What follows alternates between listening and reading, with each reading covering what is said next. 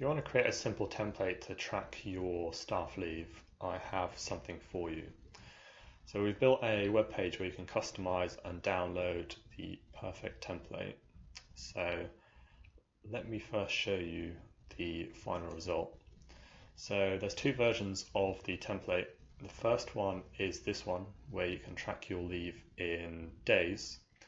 So it works by putting a letter of the leave type in the day that you want. So H here for holiday. These are all customizable. I will show you in a minute. So then you'll have the totals for the month on this tab. You'll have a tab for each month of the year. And then at the end, you'll have a totals tab with a breakdown of all your different leave types by employee.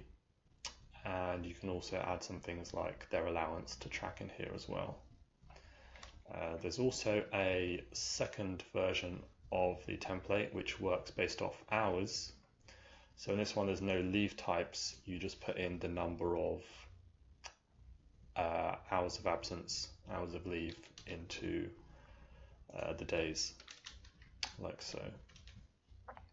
The other template based on days does support things like half days and even quarter days. So you can put in a Q or an H1 for a half day.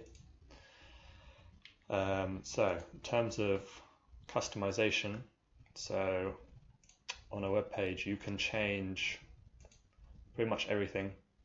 So all of the leave types you can customize here, and you can change the codes and the colors and specify the number of employees that you need and when you want it to start and even how long you want it to run for.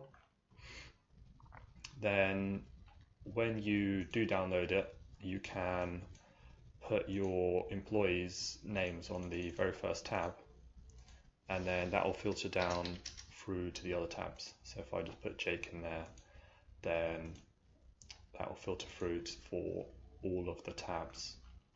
So pretty simple, but very effective. Anything else to know?